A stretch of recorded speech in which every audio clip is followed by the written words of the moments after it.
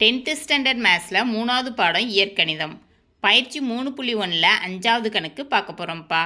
இந்த சேனலை சப்ஸ்கிரைப் பண்ணாத ஸ்டூடெண்ட்ஸ் சப்ஸ்கிரைப் பண்ணி சப்போர்ட் பண்ணுங்கப்பா. வாங்க கணக்குக்குள்ளே போகலாம். 5, 10 மற்றும் 20 ரூபாய் நோட்டுகளின் மொத்த மதிப்பு 105 ரூபாய் மற்றும் மொத்த நோட்டுகளின் எண்ணிக்கை 12. முதல் 2 வகை நோட்டுகளின் எண்ணிக்கையை இடமாற்றம் செய்தால் முந்தைய மதிப்பை விட ரூபாய் 20 அதிகரிக்கிறது எனில் எத்தனை 5, 10 மற்றும் 20 ரூபாய் நோட்டுகள் உள்ளன? அதாவது 5 ரூபா, 10 ரூபாய், 20 ரூபா 3 ரூபாய் நோட்டுகளும் இருக்குது. அதோட மொத்த மதிப்பு என்ன கொடுத்துருக்காங்க? 105ன்னு கொடுத்துட்டாங்க. அந்த நோட்டுகளோட எண்ணிக்கை எத்தனை நோட்டு இருக்குங்கிறது 12ன்னு கொடுத்துருக்காங்க.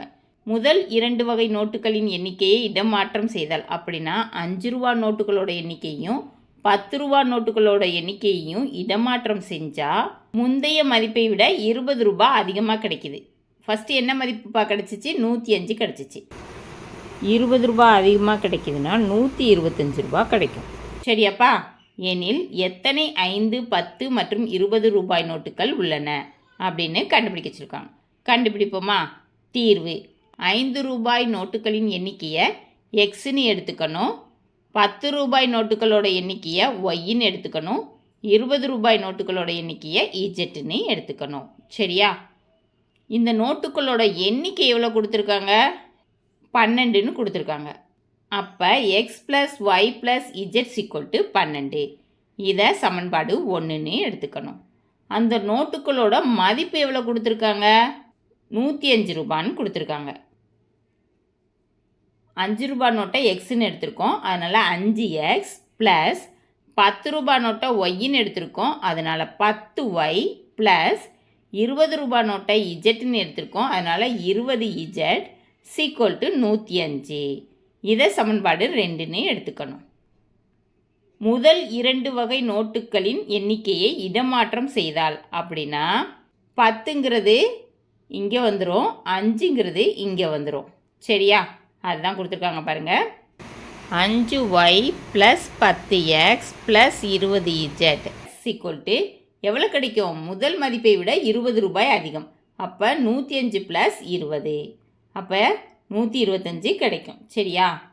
இப்போ இதை எக்ஸ் ஒய் இஜெட்டுங்கிற ஆர்டரில் எழுதணும்.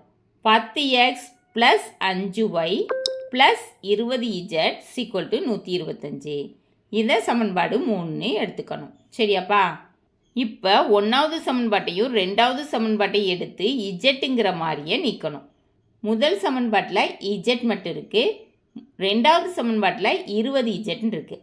அப்போ முதல் சமன்பாடு ஃபுல்லாத்தையும் 20ஆல் பெருக்கணும்னா 20z கிடச்சிரும்.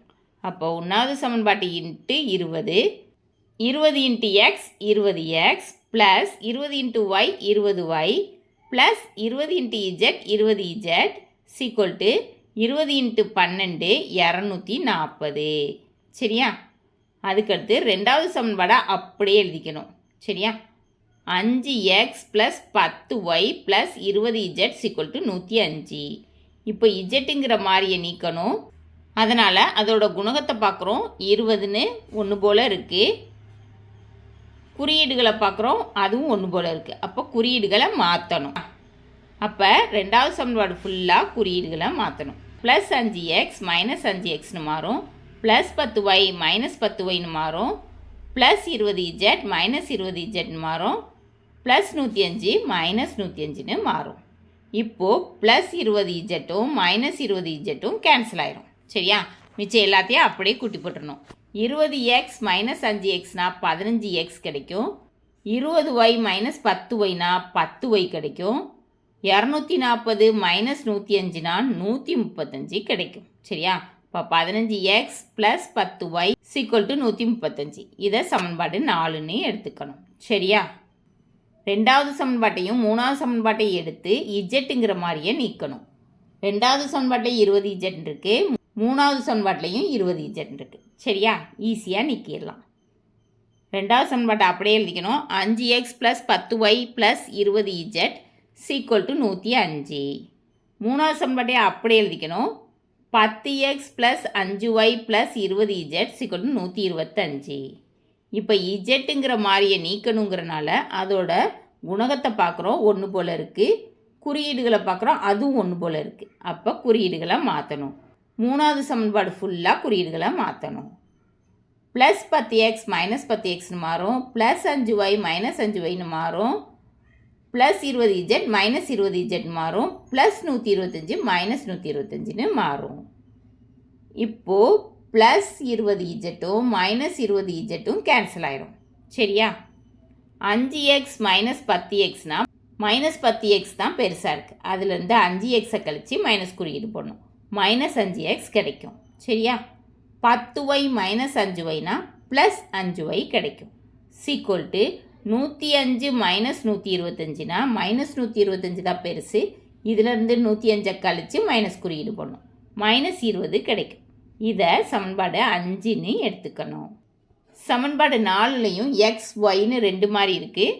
சமன்பாடு 5லையும் எக்ஸ் ஒய்னு 2 மாதிரி இருக்குது. இதை ரெண்டையும் எடுத்து எக்ஸுங்கிற மாதிரியை நீக்கணும். சரியா? சமன்பாடு 4ல் 15x இருக்குது, சமன்பாடு 5ல் 5x இருக்குது. அப்போ இந்த சமன்பாடு ஃபுல்லாத்தையும் 3ஆல் பெருக்கணும்னா 15xன்னு கிடச்சிரும். சரியா?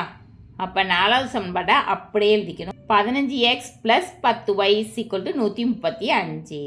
5வது சமன்பாட்டை 3ஆல் பெருக்கணும். Minus 5x into 3 minus 15x plus 5y into 3 plus 15y minus 20 into 3 minus 60. சரியா? இப்போது எக்ஸுங்கிற மாதிரியை நீக்கணும். குணகங்களை பார்க்குறோம், ஒன்று போல் இருக்குது. குறியீடுகள் மாறி இருக்குது. அப்போ ஈஸியாக நீக்கிடலாம். 15xும் மைனஸ் 15xும் கேன்சல் ஆயிரும். 10y ப்ளஸ் 15yனா 25y கிடைக்கும். சரியா? 135 மைனஸ் 60னா 75 கிடைக்கும். சரியா? அப்போ 25y = 75. நமக்கு y மட்டும்தான் தேவை.